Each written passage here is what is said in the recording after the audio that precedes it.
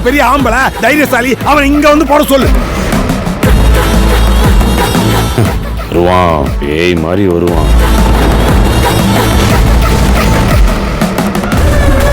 இறங்கி செய்வான்.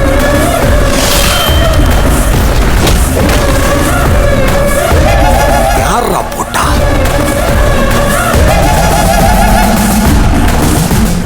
ஏமாற ஆளு நான் இல்ல.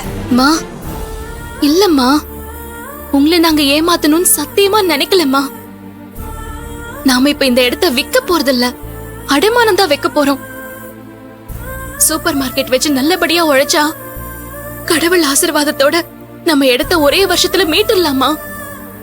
அதுக்கப்புறம் அந்த இடத்த பத்தி நானும் அப்பாவும் உங்ககிட்ட எதுவுமே கேட்க மாட்டோம். அது உங்க சொத்து, அது உங்க இஷ்டப்படி என்ன வேணாலும் பண்ணிக்கோங்கம்மா. நீ இப்படி தேவையில்லாம கெஞ்சிட்டு இருக்கிறதுக்கு பதிலா வேற ஏதாவது வழி இருந்தா யோசி. அம்மா, உனக்கு என்னதாம்மா பிரச்சனை? ஏய், இவ சூப்பர் மார்க்கெட் வச்சு அது நல்லபடியா போகும்னு என்னடி நிச்சயம்? மா, நல்லபடியா போகும்மா. அது உன்னோட நம்பிக்கை, வெறும் நம்பிக்கை. நாளை பின்ன சூப்பர் மார்க்கெட் ஆரம்பிச்சு அது நல்லா போகலனா யாரால என்ன பண்ண முடியும்? பேங்க்ல அடமான வச்சோம், அப்படியே பேங்கோட போயிடும். அம்மா, எடுத்த அடுப்புல ஏமா இப்படி நெகட்டிவா பேசிட்டு இருக்க? நான் நெகட்டிவா பேசலடா, நாலா விதமா எல்லா பக்கமும் யோசிச்சுதான் பேசுறேன். கையில இருக்கிற புழுவை தூண்டில மாட்டி மீனை பிடிக்கலான்னு இவ சொல்றா. மீன் வந்து அந்த புழுவை தின்னுட்டு போயிடுச்சுன்னா அப்புறம் வெறுங்கைதான் மிச்சமாகும். அதனாலதான் நான் முடியாதுன்னு சொல்றேன். இப்ப முடியாதுன்னு இவ்வளவு வியாக்கியானம் பேசுறீல்ல, இத முன்னாடியே சொல்லி தொலைச்சிருக்க வேண்டியதானே? சூப்பர் மார்க்கெட்லாம் வச்சு நம்மளால முன்னேற முடியாது, அதனால பத்திரத்தை அடமானம் வைக்க நான் தரமாட்டேன்னு சொல்லிருக்க வேண்டியதானே? நான் அப்பவே அதை சொல்லியிருந்தேனா நீங்க என் பேர்ல ரிஜிஸ்டர் பண்ணி கொடுத்திருப்பீங்களா அந்த இடத்த? அப்படின்னா திட்டம் போட்டுதான் நீ எங்களை ஏமாத்திருக்கன்னு ஒத்துக்கிறியா?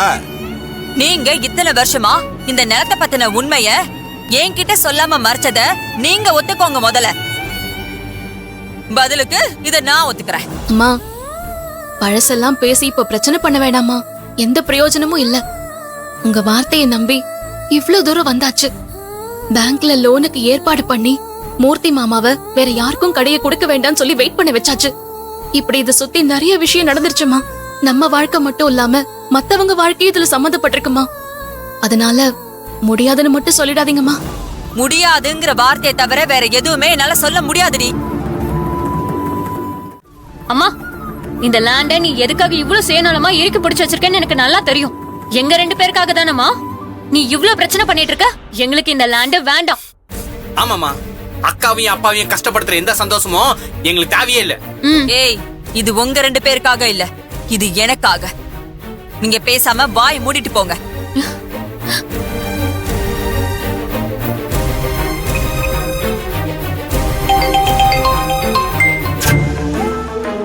அம்மாமா, பிரியாதாமா கூப்பிடுறா. லேட்டாச்சு, நம்ம கிளம்பலாமா? இல்லன்னா பிரியா தப்பா நினைச்சுப்பாமா. அம்மா, நான் அவகிட்ட வரேன்னு சொல்லிடுறேன். ஹலோ பிரியா. ஆதிர, நான் பேங்க்குக்கு வந்துட்டேன். நீ எங்க இருக்க? நாங்க கிளம்பி வந்துட்டு இருக்கோம் பிரியா. நீ கொஞ்சம் வெயிட் பண்ணு. சரி, நான் வெயிட் பண்றேன். நீ சீக்கிரமா வந்துரு. அம்மா ப்ளீஸ்மா, நம்ம கை கேட்டின தூரத்துல அப்பாக்கு ஒரு நல்ல வாழ்க்கை அமைச்சு கொடுக்கறதுக்கு ஒரு சந்தர்ப்பம் காத்துட்டு இருக்குமா. அத நீங்களே தட்டி விட்டுறாதீங்கம்மா. நான் உங்க கால்ல விழுந்து கெஞ்சி கேட்டுக்கிறேம்மா. ஏய்மா, இந்த டிராமாலாம் என்கிட்ட பண்ணிட்டு இருக்காத. இல்லம்மா, நான் டிராமாலாம் பண்ணல. நான் மனசாரதான் உங்க காலை பிடிச்சு கேக்குறேம்மா. விடுன்னு சொல்றல, இல்லன்னா உதச்சு தள்ளிடுவேன். விடுறே. இல்லம்மா, எங்களுக்கு இந்த ஒரே ஒரு உதவி மட்டும் பண்ணுங்கம்மா, ப்ளீஸ்மா. அம்மா, தயவு செஞ்சு மனசு இறங்குமா. ஆமாமா, ப்ளீஸ்மா. மடி, நீ எழுந்திருமா, நான் சொல்றேன், எழுந்திருமா. வேண்டாமா நமக்கு? வா.